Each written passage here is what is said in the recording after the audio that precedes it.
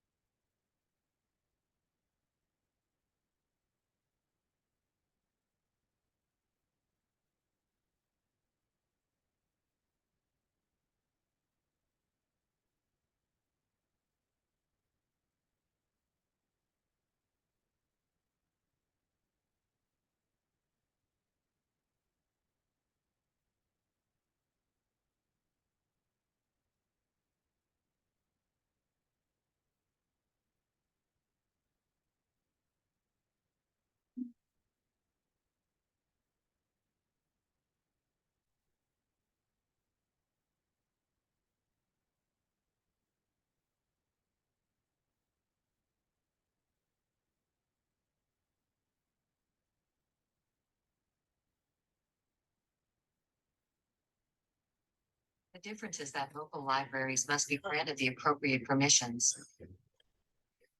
The table that appears here shows how the district and local libraries differ.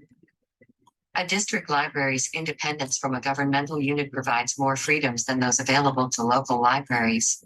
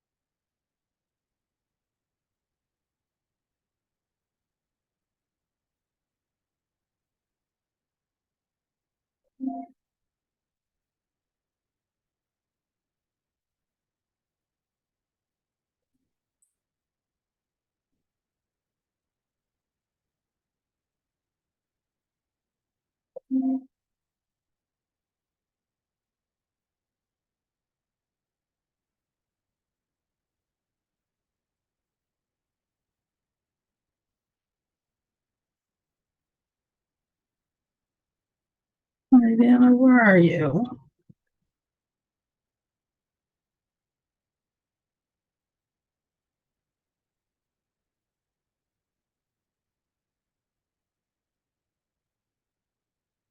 Morning. Hi. Hey, I got into work. Yay! It's so lovely seeing everyone's faces. Are we all excited today? It's Thursday. Yay! It's been something. With the heat and everything, it's been tough. So, All right. I have made you co-host, Dana, all right. and we have 8, so we still have a few more to join, so maybe 2 more minutes. Okay. And Yeah, I don't know. Are you guys upstate getting like down here in the morning? There's kind of like a light fog, but all of the windows are covered. They're just saturated. Yes, yes, I said everyone the same story. It's like, oh my gosh, I don't know if I've ever seen it like this before. It's just like stepping out into it's worse than an oven. It's like a wet oven. It's horrible. Yes, Southern yes. Illinois is horrible. Yes, it's like once we get past this, it's like we have some lovely falls and we have some lovely early springs too. But yeah, the summers are character building. To say the least, Yeah. especially this one. Yes. The winters aren't too bad down here. Compared to all those 30 years I lived in the Chicago area, let me tell you, yeah, the winters down here are cakewalk. So All right. Now you guys don't have to look at the wedding disaster behind me. It's like, oh, you can see all that stuff. Yeah. Well, I saw 20 deer this morning on my way to work. Oh, wow. Yeah, Good. there's this person who has, probably at least 10 acres of pasture land, and he has it all with the purple, indicating no trespassing. And I don't know what it is, but there's always like herds of deer in there. I've seen a few foxes and other things, but yeah. And so those deer seem to spread from, they seem to saunter from his property line over to some of the other places. And I know the deer, there's a person who has some horses nearby, and you'll see, and he has like kind of those palominos, that light beige color. And the deer will be in there with them eating from the hay mow and stuff. So it's like, okay. It's like one of these things doesn't belong here. It's like, or maybe they do. Who knows? It's more obvious when they're with the Angus cows, but yeah. All right. I know we only have an hour this morning. Joe's finishing up on the call. He'll be present in a few minutes. Okay. But there is a lot to get through. So I think I'll go ahead and get started. And if you just want to manage admitting anybody else that pops in, I'll go ahead and start sharing my screen. Okay. Everything we're going to show you this morning is behind the scenes. I've got it set up, so I'm going to walk you through like you're a student. But the website and the stuff that you're going to be looking at is not currently accessible to the public. We still have, obviously we're still working on stuff, but we wanted to get you in there and let you start taking a look.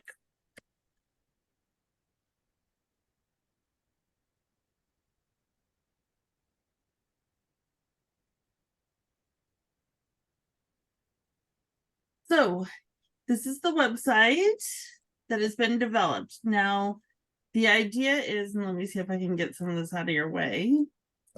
The idea is that everyone will be directed to iLEADtrustee.org.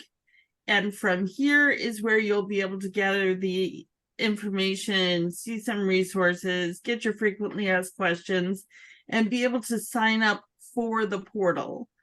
As we're getting started right now, that'll be a manual transition that the trustees will be making.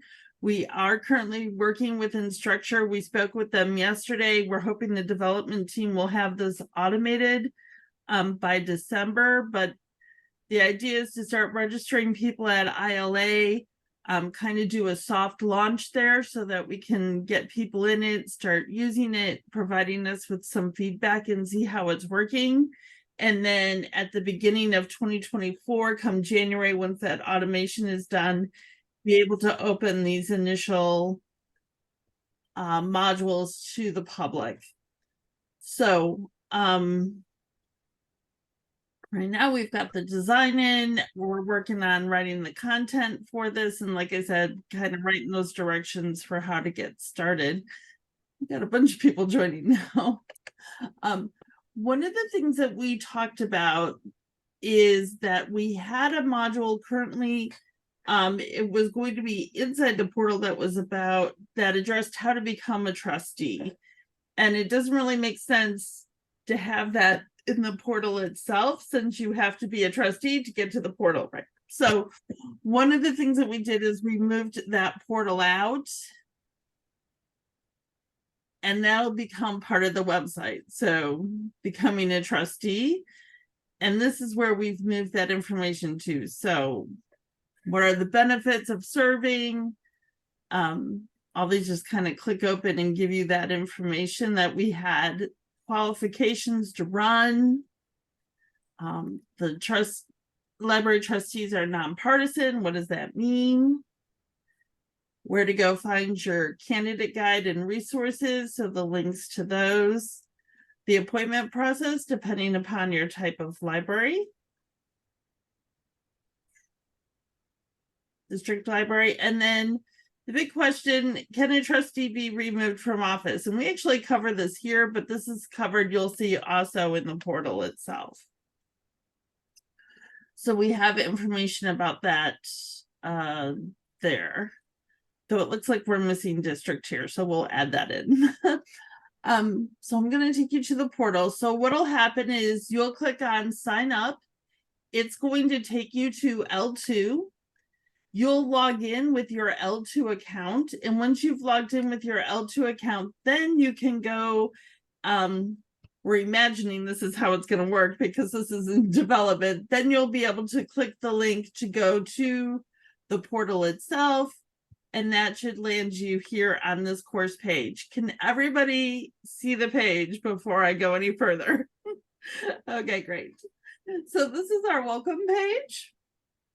And as a learner here, you'll be able to see announcements, which we will update regularly, letting you know when there's new content in, if there's a conference coming up, any kind of information that we want to blast out there to the trustees. The modules and the badges. So we'll dig in. First module is about this course. This is really a housekeeping module. This is where we talk about the course overview. Why are you here? What is the timeline for completing this?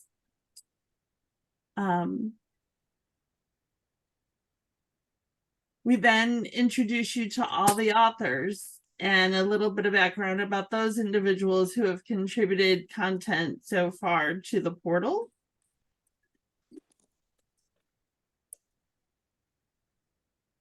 We tell you about navigating, how you'll progress through, being able to check your progress. That's all automated through Canvas. So as you go through, the little green check mark appears for what's been completed.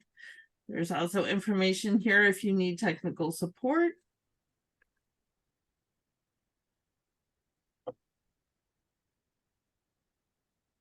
We are working on a badging system. So the idea for this is that once you've completed a module, you'll receive a badge. Once you've completed all the modules, you'll receive a certificate of completion. And we'll be able to track all that with analytics and behind the scene, but again, Canvas will just automate that for us.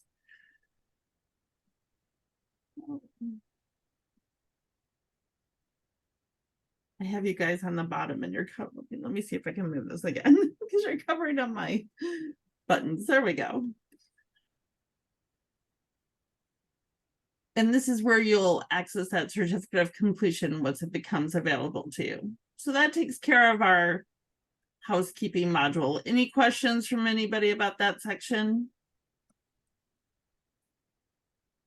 Okay, great.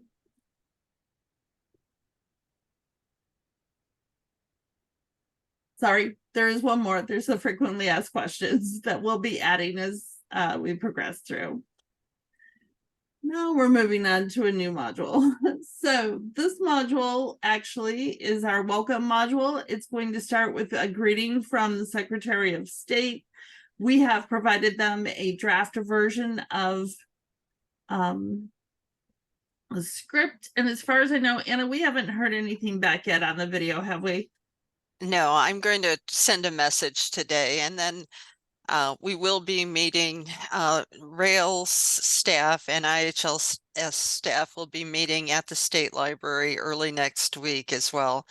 And we will be also demoing the site to the ISL staff on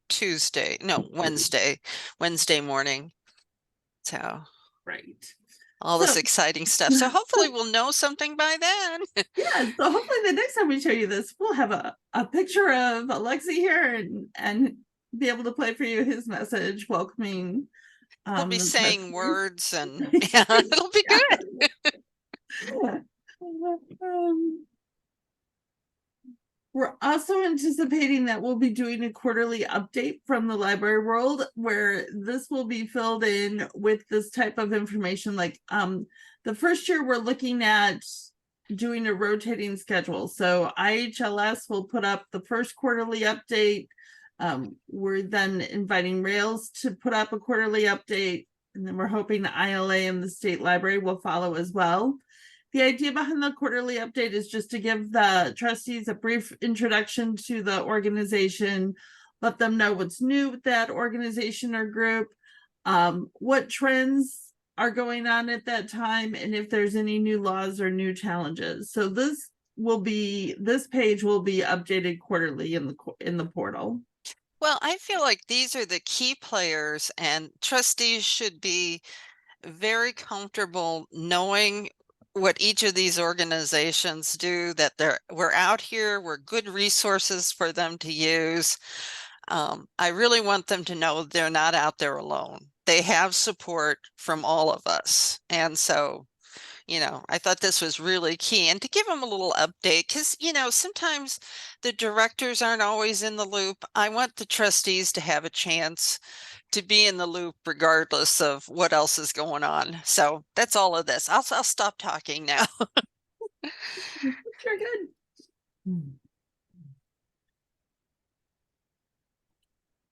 This page is to give a little background information on the history of the public library and on the history of Illinois public libraries.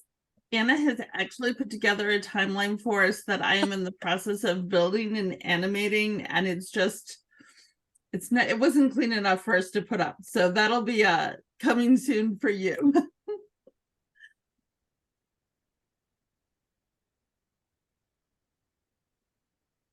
In this welcome, we also, this is where they get their brief introduction to all libraries not being the same. And this is where you see the first of one of our AI videos. So I'm going to go ahead and play that. Anna, if you'll check in and let me know that you can hear the audio.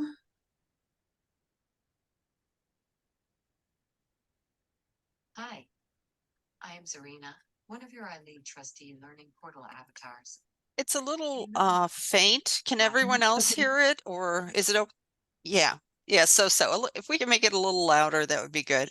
This portal may apply to all library types. Our focus is on the Illinois local and district public libraries. Let's begin with the local library.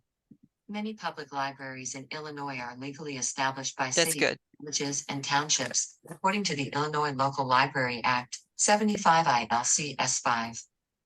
In these cases, the library's service boundaries are like that of the municipality or township.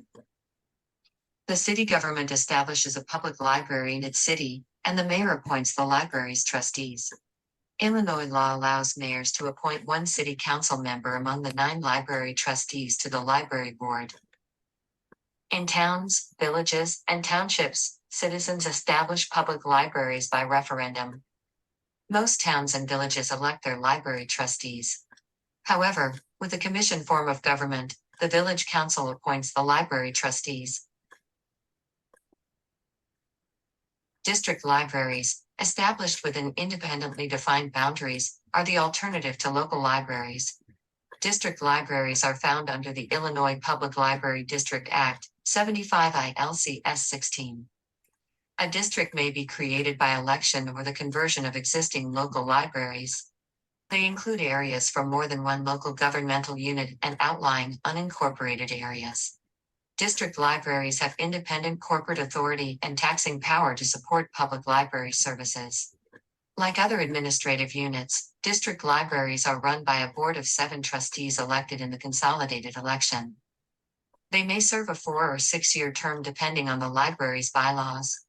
District libraries elect trustees to serve as officers of the board. Local and district library trustees have similar responsibilities. Public library trustees adopt bylaws, hire their directors, and retain legal counsel.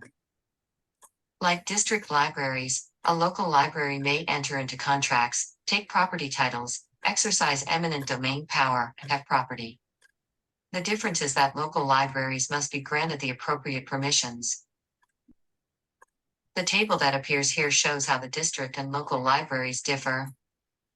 A district library's independence from a governmental unit provides more freedoms than those available to local libraries. Great news! You have completed this section. As you proceed through the additional learning modules, you will learn more about the local and district libraries. Remember to revisit this module for new quarterly updates. We will send you an email reminder too. I hope to see you soon. Now, we can also, as you're going through this, you can pause on any one of the screens too. So you can pause this at any point if you want to take a deeper look at what's on the screen. So. If you also, I have it displaying with the closed captioning, so that you guys can see that that's in there. But you can turn your closed captioning on and off. The other thing that we will do is we will add another link here that'll be to a Word doc or a PDF that'll give you the manuscript of the video as well. So that, as you know, this one's kind of short and it's generic, but we do have a video further on in the modules about the Open Meeting Act, which of course has a lot of information. Thank you, Tom. And so having a little read along booklet will be helpful for being able to take notes there as well. Well, and also eventually all of these will be available in other languages too. So right. yeah, Yes. we're working on the translation of this information into other languages as well. So, and just to break it up a little, we've tossed in some fun things, some fun activities to review the information. They're optional if people choose to do them or not do them. So I'll give you a sample of what that looks like. This is a crossword puzzle that we put together.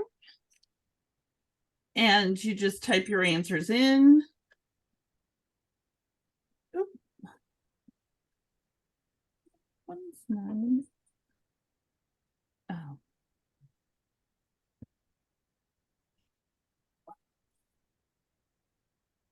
Helps if I read the actual questions when I do this.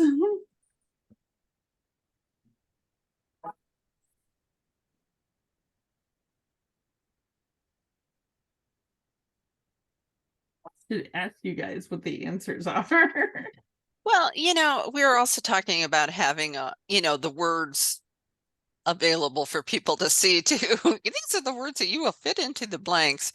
But and this is all subject to feedback too. We're hoping people will go through and look at this and give us suggestions, and this is our first run at it.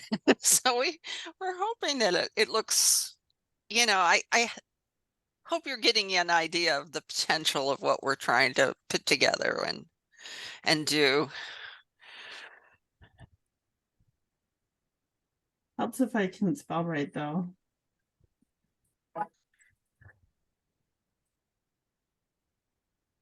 And I'm the type of person where these things are fine. I'm not too much into the gamification. I come for the learning. So it's like everyone's different though, so I'm sure some people will really have a lot of fun with these. So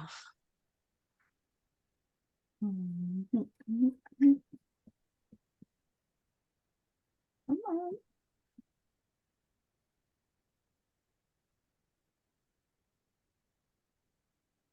I think this is a kind of a cool feature for those who like this kind of stuff.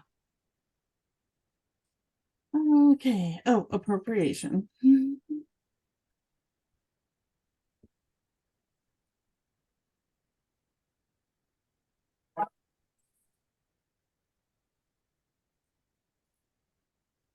So one of the fun Yes. things that it does do is it will it does record your score and how long you take. It'll also keep track if we wanted to, so that we could keep like a leaderboard kind of thing going. So I don't know, we'll see how competitive people get about this. I'm gonna It's go. interesting because we have some of this going on when we do our member day for all of our libraries. And it's interesting. Some people really get into it and they're quite competitive. And then you have people like me, I don't even look at it. So yeah. Our next module covers Illinois trustee requirements. Each one of these modules in terms of the learning modules now all start out with giving you a little bit about what that section is going to be and what you need to do. In here, we're highlighting the timeline to complete those courses. And then get my next button here. For those courses, what I did is like we went through and found where the links are so that we can get people exactly where they need to go. For that statement of economic interest, we also have the link to the detailed instructions for first-time followers. Sorry, filers, geez. The Open Meeting Act training is in here. The sexual harassment prevention information is in here. For the FOIA officers, we have that Freedom of Information Act training.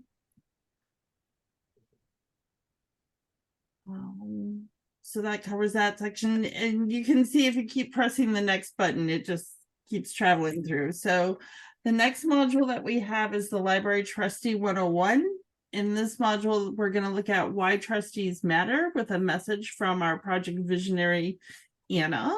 An overview of the trustee, what a trustee can expect, some tips for success, and then there's a little, again, a different kind of activity in here called the 101 Scramblers. So we have Anna's message, which I think is a great message, actually. I know when Anna and I first sat down and she was talking to me about her vision for this project and why she had chosen to take this on and what she was wanting to do.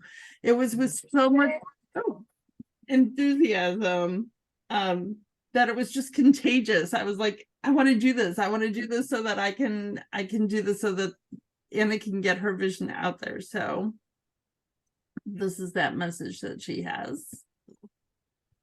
Thank you, Leanne. You've been so helpful. Let's get you guys in a good place here. So the overview of a trustee role, right? So the basic elements of library board service, and now I'll just kind of show you how some of those things happen in here. So this is another AI video. Hello, I am Jonathan. I will be your iLEAD avatar guide today. So you can leave it this size. You can This take is an them full opportunity screen to if you reflect on the like. reasons why you As Anna said, you can click at it anywhere and pause it chose to run and for then the play it library again. board or accepted an appointment to the board. Each of these points may represent your reasons. And remember, you are a member of a board. A board that works in the collective, serving the best interests of the community and ensures that the library is and remains financially sound, complies with local, state and federal laws/statutes, and ensures intellectual freedom for all library users. Generally speaking, a trustee is a person or entity that is entrusted with the responsibility of managing assets or property on behalf of another person or group. A library trustee is an individual who serves on the governing board of a library. Library trustees are responsible for making decisions and providing oversight of the library's operations and services. They play a crucial role in shaping the library's policies, ensuring that it meets the needs of its community. Library trustees serve as volunteers. Depending on the library's governance structure, they are appointed or elected. The number of trustees can vary, but the board collectively decides for the library. All organizations have a culture that influences the environment in multiple ways. Customer service, intrapersonal communications, external communications, and welcoming environments that promote belonging and inclusion. Sheldon's quote supports that vision and how libraries can continue to inspire creativity, encourage learning and exploration, and become a place of belonging for the entire committee. Take a moment of reflection to consider how your role as a library trustee will influence and support the positive outcomes of the library. Library board service has high standards. Compliance with laws, fiscal responsibility, and accountability to taxpayers and community members. Showing up and engaging in library meetings and special events. Representing the library at events. Ensuring that the community interests are reflected in decision-making. These duties are really just the starting points for excellent board service. That means being equipped to participate in board meetings, asking good questions to ensure understanding and application.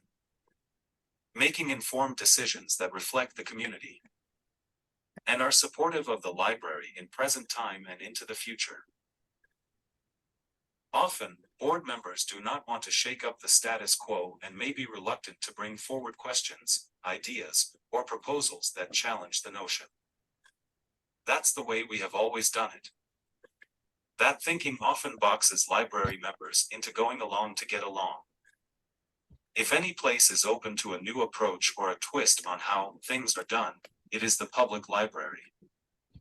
This is asking good questions, being willing to say, "Tell me more," and helping vision the future. The new and seasoned trustee checklist is a valuable tool to assist in your role as a library trustee. It provides guidance into the complexity of library board service and assists in compliance and accountability as a local government unit. Kate Moss reminds us that libraries matter. Their solid presence at the heart of our towns sends the proud signal that everyone, whoever they are, whatever their educational background, whatever their age, or their needs, is welcome. As trustees, we know libraries are for everyone. We hold that as a sacred principle, all are welcome. You have now reached the end of this section. Next, you will learn what to expect in your new trustee role. Please close this video and return to the Canvas course. And I see that there's several. Hello, Oops, I am sorry. Jonathan. It looks like there's I several will be your ID avatar chats. guide Nope, today. sorry, Jonathan, we're shutting you off. This Yeah, is I've kind of, I reflection think we've of reasons answered why you most of chose the to run for the questions. library board Okay. Or accepted an appointment. Sorry, let me And, get you rid know, of this. Joe had asked whether these are going to be legally reviewed. The content will be reviewed, for, you know, for their legality and the correctness. And I said, yes, you know, we are working with a lawyer who reviews all of the content. And Oh, and this has already, all the information that we've gone through so far has already gone through legal. So yes, as we get the content, we basically immediately send it to the lawyer. He looks at it, gives his comments to us, and we, you know, reflect those comments in the content. Any changes that need to be made, anything that needs to be clarified, all of those kind of things. So we're working hand in hand as we develop this with an attorney to review it and make sure all the content is kosher and accurate. I know that when I first talked to the state library about this, that was one of their major things. They wanted people to be aware that what libraries do is actually dictated by the law. So, you know, I think it's good to, you know, everyone who's provided us with content is good about citing relevant statutes when necessary and all of that kind of stuff. So yes, the law is a big part of what we do with this.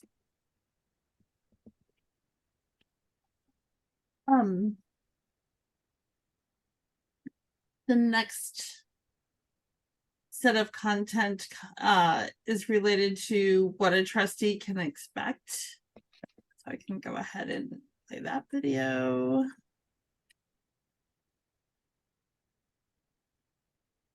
Welcome. My name is Linda. Now that we have shared what others will expect of you in the role of trustee, I thought it would be helpful for you to know what to expect at the beginning of your journey.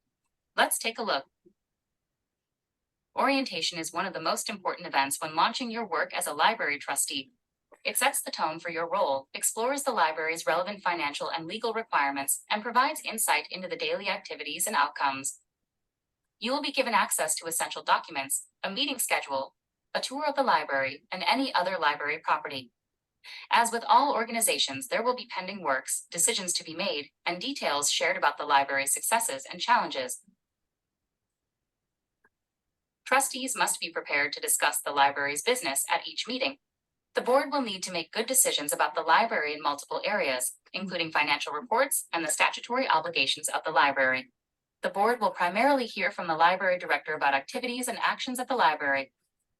It is essential to remember that the library director is the primary decision maker with board approval on personnel decisions, including hiring, evaluating, and if needed, firing staff. This is an important boundary and often causes the most issues at public libraries. In summary, the library director oversees the library's day-to-day operations. The library board members ensure that the library is financially sound and compliant with all applicable laws, and along with the library director, provide that the mission is being met and that planning for the future is always present. You will learn more about the library's strategic plan in upcoming modules. While being a library trustee may seem, on the surface, to be easy, there are always complexities within any organization. Your public library is a valued asset in your community. Trustees serve a valuable role in accountability and transparency for the entire library, which is supported by public tax dollars. So viewing the library from a place of ownership is not unusual, and the trustee listens and considers all perspectives. If you have questions, speak with your library director and other board members. All of you working collaboratively will create a better library for your community. Before we wrap up this module, we would like to share our tips for success. Please close this video and return to the Canvas course. So do you guys think the length of the modules is about right? You know, we try to keep it under 10 minutes. You know, as you're going through these things, you know, I think it's important for people to be able to do this in bite-sized pieces. If you feel particularly hungry for trustee knowledge, you can do several at a time. Or, you know, if you want to just work in one or two, you know, you can do that as well. So that's kind of our philosophy with this. Do you want to share any of your comments or perceptions on that at this point? I like that it's short. As like someone who just finished graduate program, like this is like nice that it's short and sweet and to the point. And it's also nice that you can kind of pause and get all the info and just kind of see it as you need it. Right. Yeah, we really tried to make it as user friendly and low stress as possible. You know, trustees are volunteers.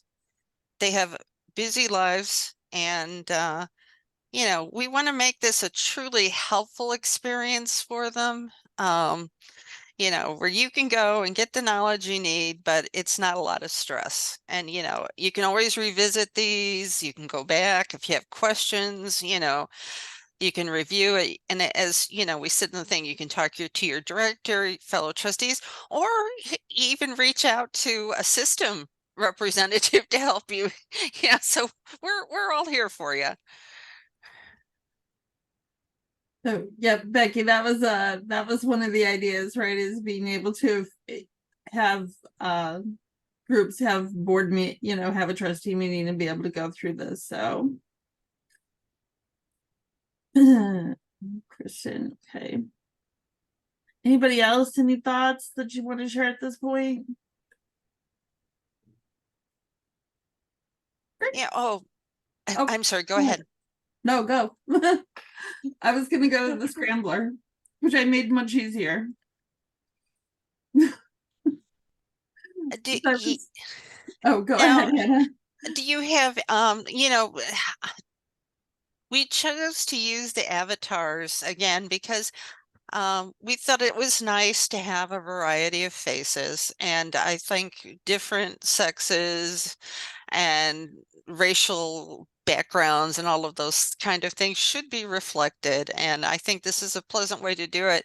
And also, I think it gives us some longevity with this because as you know, these kind of age, we can always update the avatars and make them look more current and you know, that kind of stuff too, because this is going to live on. I hope this is a living, growing, synergistic, dynamic kind of thing that we can get several years of use out of. And so that was part of why we use the avatars too. So, okay. Yeah, the other side note is that it's easy to make changes to the script, right? That's just a Word document that I copy and paste in. So like I noticed on Jonathan's video when he was talking about Sheldon, I mistyped the word committee instead of community. So all I have to do is just go in and do a edit and then hit regenerate and then it's corrected. So it's much easier to go back through and make changes and update those, as Anna said, at any point. It's not time consuming at all. The other thing about these little exercises is I tried to make sure that they drove home like one of those key messages from that particular module. So in this case, we're wanting to talk about, you know, one of the messages we want them to know is that alone a trustee has no power, but together trustees build a better library. Sorry. Super fun thing.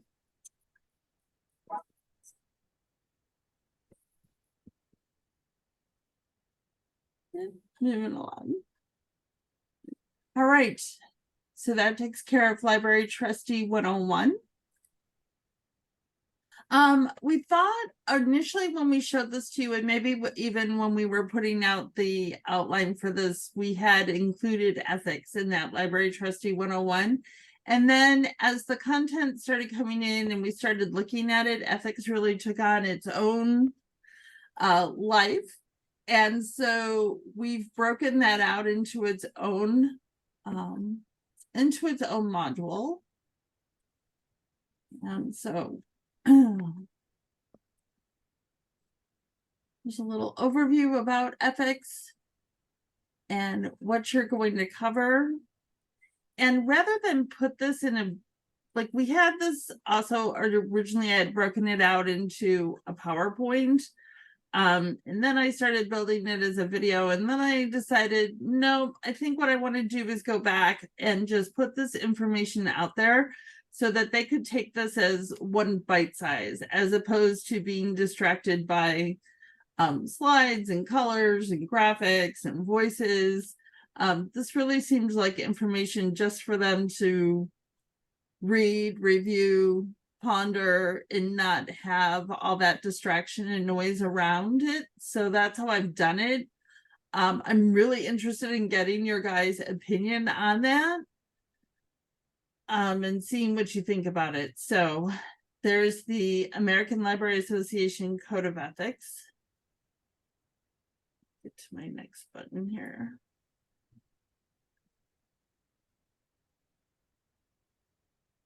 The Public Library Trustee Ethics Statement.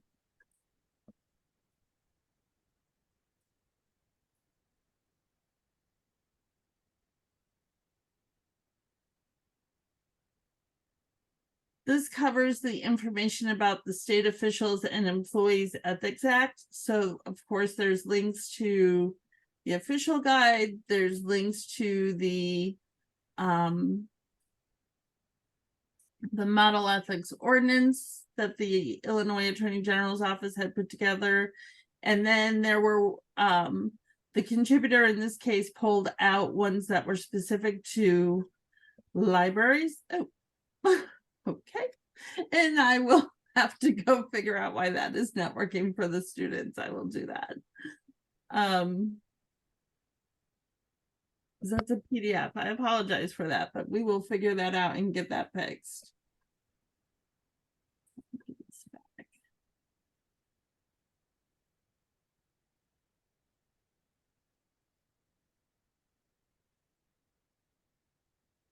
And then being responsible and ethical. Just like a reminder of, you know, what to do. So what do you guys think about that? Having it out there in those. You see there's some chat, so I'll open those up. I think Nessa said she liked it like this. Okay. And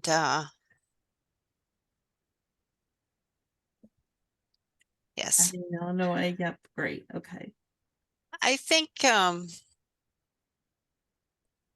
I hope you can see that our goal to make this professional looking, modern looking, and to show that we respect trustees and value their contributions, so they deserve something that looks good and instills that desire for professionalism in all aspects of library work. And, I think that I hope that you see that. I think that what we've done so far kind of really reflects that. And I also really love having content provided by trustees and, other people. I think that's very important. I think it's important for trustees to share their knowledge with other trustees.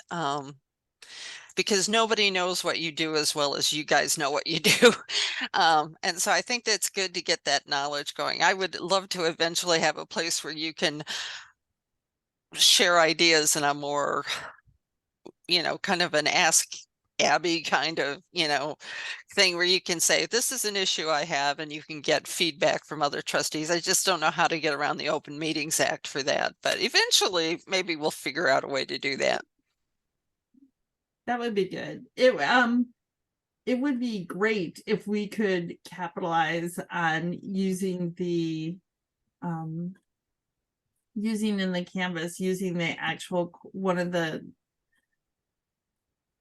features of the course, Anna, in that being able to have discussions and posting out there a discussion, like putting out there some kind of statement or issue or something, and then having everybody be able to post to that discussion board and provide feedback. Yes, so I don't know. I know we got to look into the legalities of whether we can do that or not, and figure out who's gonna moderate that. But I think that's a place where we can grow going forward with this. So yeah, we have some really very sharp people with great minds and great passion for the whole thing of trustees. And I think we're so fortunate that we can tap in and use that knowledge. So I'd like to expand on it even further. But so far, I hope you see that is reflected in what we've created. And as you go further in, we had Kathy Cadill, we had Christine Westerland, we had Becky Spratford, who happens to be here, and we had Tom Stagg, who also happens to be on this call, contribute, and Kristen helped too, and the results were excellent. I couldn't be more pleased and proud of the contributions, and I really look forward to continuing in our work. And we do have more to do, so I just want to assure everybody, I do see that the chat is filling up, and I will go through the chat after the meeting and download that for myself so that I can go through and read through all your suggestions and the comments. And there looks like there were a couple things about things that needed to be changed or fixed. yeah. And if I have any questions, I will reach out to that person who posted to get clarification. So, but I will make sure to get through those items. So feel free to fill up the chat box. Leanne, could you go back to the ALA Code of Ethics slide? Just wanted to answer Tom's question. I think if it's got the Article 9. One more back. One more back? Okay. Yeah, it's Sorry.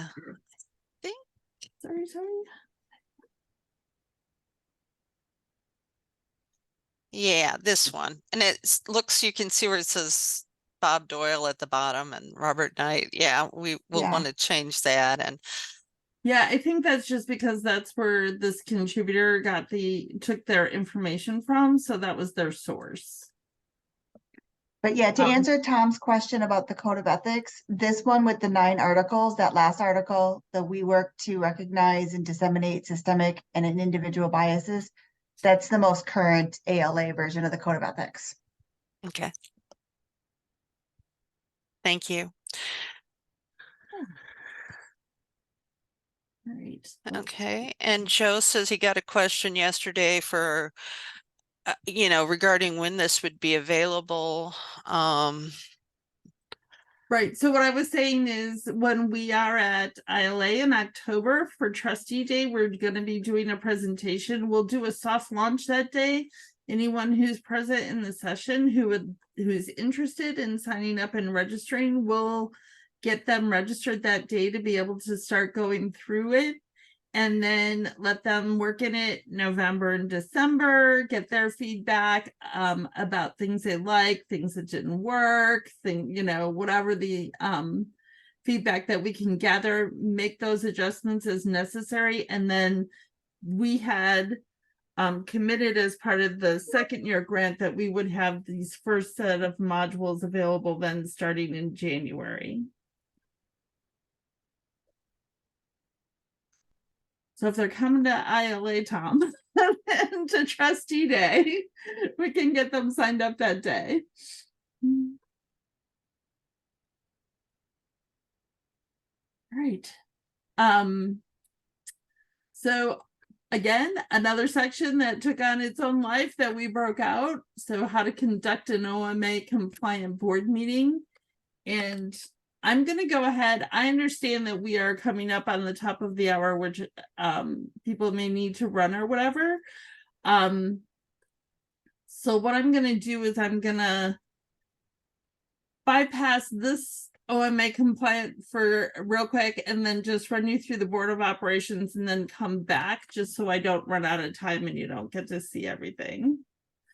So under the Board of Operations, we have tips for tips for a better board meeting. That is broken out. It's one of these short videos. I think there's like 5 slides in there. It does talk about using a Robert's Rule of Order cheat sheet, which we have an image of, but then we also have a download for individuals so that they have a copy of that for themselves that they can keep or print out. The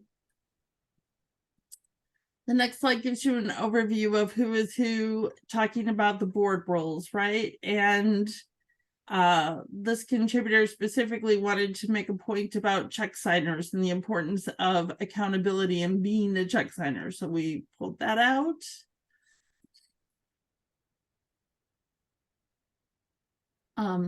Talking about the special committees that they might choose to have. One of those talking about legal review, right? What the attorney said is make sure that you put in bold on the screen so that individuals know that committees also need to follow the Open Meeting Act. So we've got that up there, big bold print. And then a side note about the decennial committees being a required committee.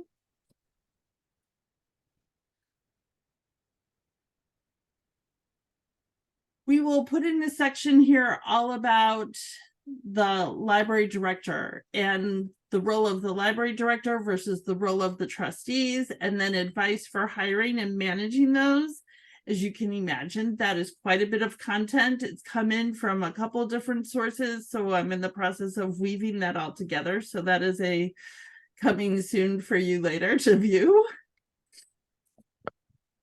And then the help wanted, the board vacancies. So what happens when removing a trustee from office and the vacancy just be a death, they move, they resign, whatever. So information about that there as well. The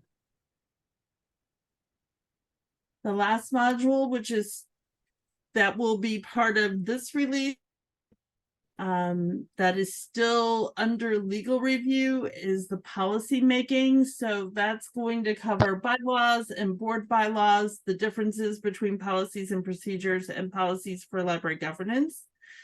We will meet with the attorney here in mid-September to get all that feedback from the attorney and then weave that together and put that in here. So but this will be that last section that'll be available then starting in October. So let me go back now up to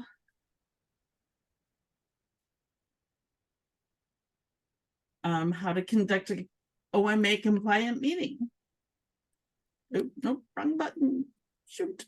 There's also a quiz, but first we'll watch the video. And Leanne has done a great job with all of those fun things. She really has. I'm impressed. So let me take you, this one I don't actually have generated yet. So I'm gonna pop out here and cheat.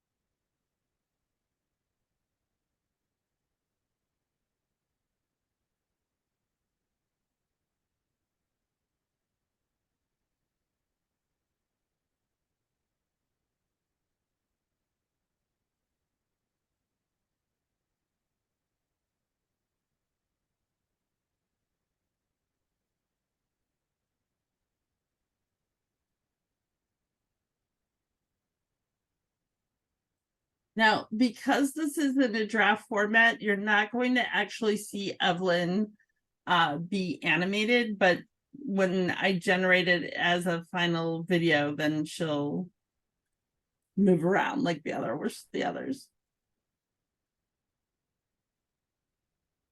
Hello, I am Evelyn. This video provides guidance for ensuring your board meetings are compliant with the Open Meeting Act. I will walk you through every step in the process. This definition is universal for all public libraries and hits the highlights of trusteeship. Remember that in this role, you hold the public trust and conduct business with that norm at the forefront. Library boards must appoint members to become Open Meetings Act and Freedom of Information Act officers. These roles are essential for reviewing any minutes, open or closed, that members may request from the public. This adds another layer of transparency to the activities and actions of the library board. The purpose of the Open Meeting Act is to enable a public meeting. It provides for transparency of the meeting and the ability for public input in many ways, through correspondence with the board and opportunities to address the board. The board will have the public comment area defined in the posted agenda. By following the guidelines of the Act, this will ensure that the meeting will be forthright and transparent to the attendees. By clicking the link, you will be taken to most recent statutes on the Open Meeting Act in the state of Illinois. A public meeting must be held in a room that is publicly accessible with an agenda and meeting notice posted at the location 48 hours before the meeting. It is recommended to post the agenda and meeting notice be posted 72 hours in advance as a good practice. A quorum is defined as one more than half of the members of the board. In Illinois, for the main board meeting, there are 7 board members. The quorum would be 4 members. At committee meetings, the quorum will follow the same rules. No quorum, no meeting. No business can be discussed or action made on any item. Not present. There will be absences from time to time. There are 3 reasons that a member may be able to attend remotely: personal illness or disability, employment purposes, or the business of the public body, and a family or other emergency and unexpected childcare obligation. Let us say Trustee Smith is on vacation in another state. They cannot attend the meeting as it is not one of the 3 reasons to attend remotely. If the trustee does not meet the criteria to be remote, they are listed as excused on the agenda. Trustee Smith cannot vote on any items or discuss. Not present. There will be absences from time to time. There are 3 reasons that a member may be able to attend remotely: personal illness or disability, employment purposes, or the business of the public body, and a family or other emergency. Let us say Trustee Smith is on vacation in another state. They cannot attend the meeting as it is not one of the 3 reasons to attend remotely. If the trustee does not meet the criteria to be remote, they are listed as excused on the agenda. Remote attendees can be active in the meeting if they are attending from a public place that has the meeting posted 48 hours in advance and has equipment to allow the public to see and hear the meeting from the room. An example is employment or business of the public body takes you to another area. If known far enough in advance, arrangements could be made with another library or other entity to secure a public space, with the meeting posted 48 hours in advance. Those that cannot attend in a public setting, but are attending remote, will not be able to vote or interact during the meeting.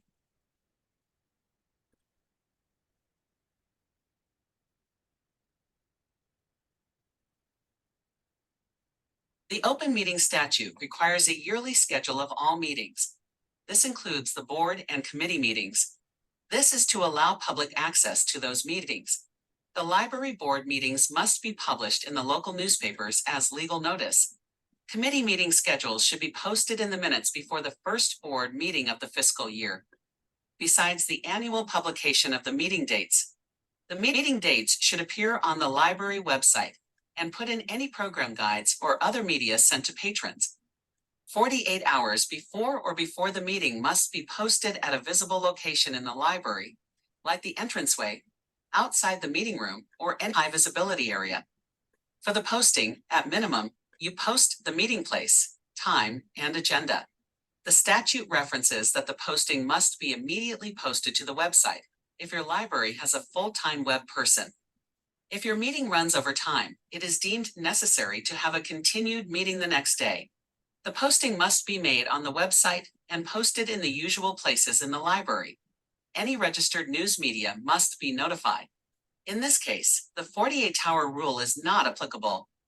An emergency meeting is needed if there is an immediate emergency, like a flood or crime. Post as soon as possible. In the agenda, post the item the meeting was called for and have no other items on the agenda. The agenda order is quite important to the flow of the meeting. Keep the meeting flowing and make all items to be discussed available to the public by posting the agenda. The library should make the agenda based on the rules of order that the library follows.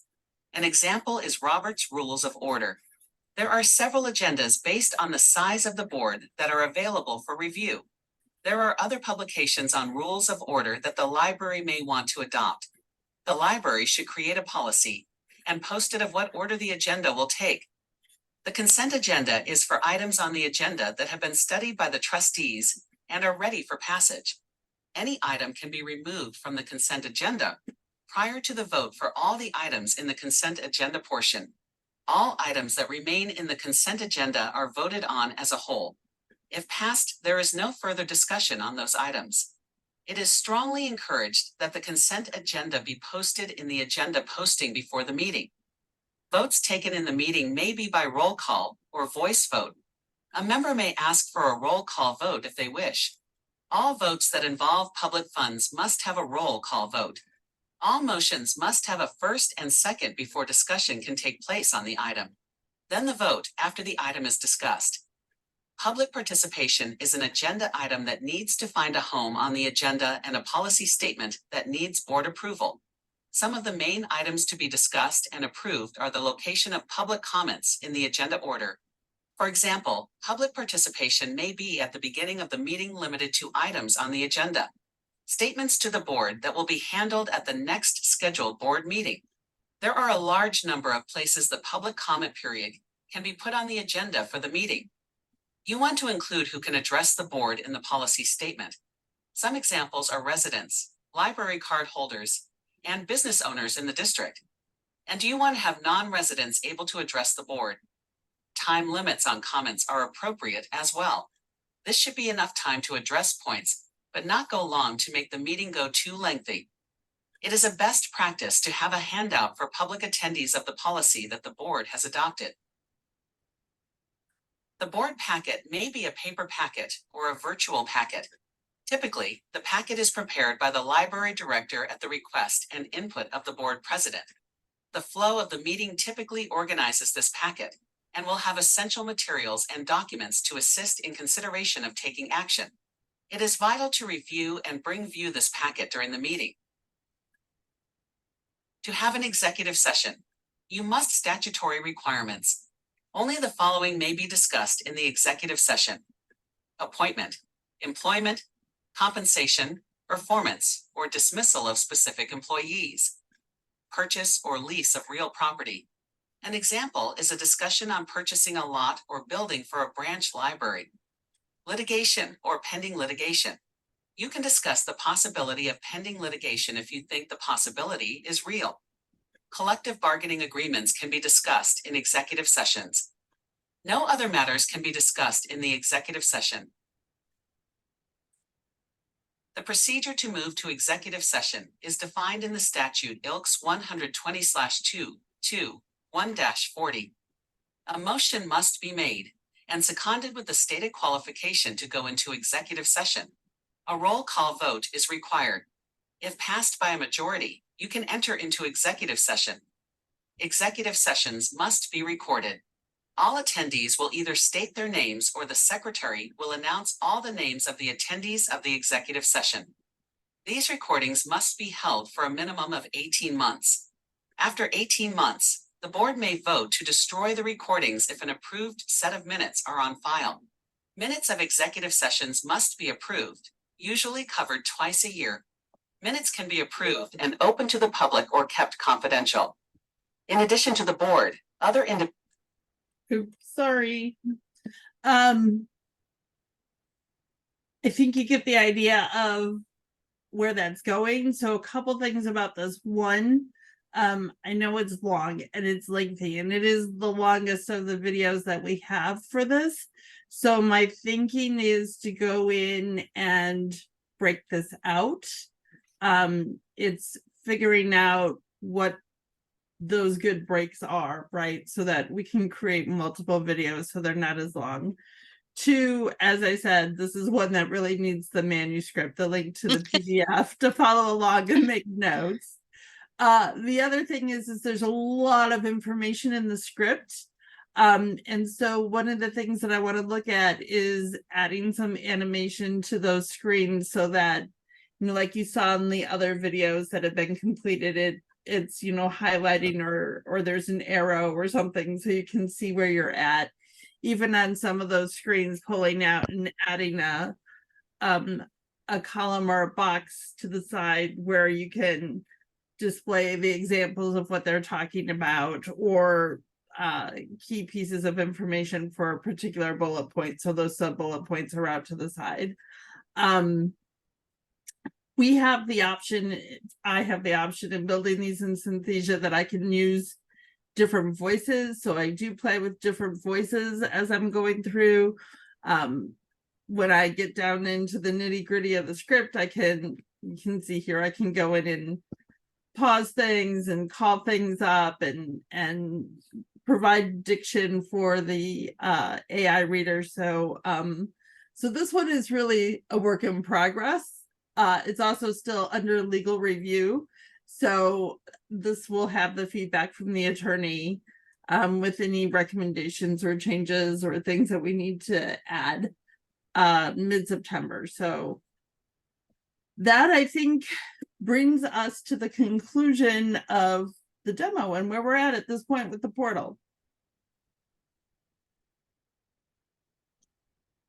Well, I just want to say thank you to all of our contributors, and I want to say thank you to Leanne and all of her brilliance in instructional design. And so, you know, this is, as she says, a work in progress, but I think I'm pleased, you know, if I'm allowed to share that with you, and I hope you are too. I hope you can you've got an idea of where we're going with this and what we want to accomplish. And yes, there's more work ahead, and we did get funding for a second year, and we will be building even more things. And as we get into some of the next issues, like the financial modules and the planning modules and all of those kind of things, we'll be asking for your ideas of how to break down the different categories and what things need to be included. And so, you know, more work ahead, and we will hopefully be more inclusive and collaborative as we go forward. We just had to really jumpstart this to get it going, because we got kind of a late start. So going forward, you know, we'll try to include people more along the way in all of our different steps. So I hope that helps. Just as a reminder, in the email that I sent out with this invite, one of the things that I had asked was that individuals respond to let us know which subgroup you would like to be on, fiscal planning or advocacy. I have about I only had 4 people who came back. So we're happy to let Anna put you in a place, or if you still have time, or if you want to type in the chat right now and let us know if there's a specific group that you would like to be included in. We would like to get started on getting the outlines for those modules so we can find those contributors and get started with them writing the content. Okay, thank you, Laura. We'll write that down.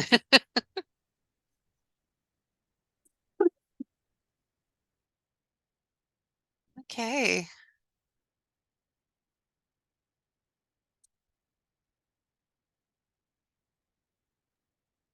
Sorry, Anna. Great. All right, I'm 8 minutes over. So any last questions, comments?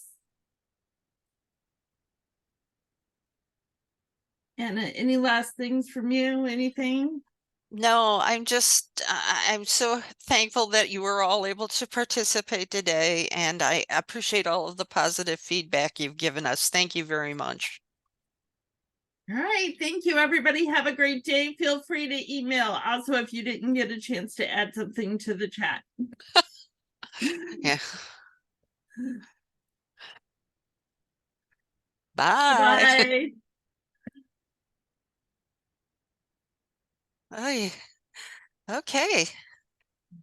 That was great. I think it looked good. Good. All right, I'm gonna let this close down and produce the recording, and I will catch you over on Teams. Okay, sounds good. Bye. Okay, bye.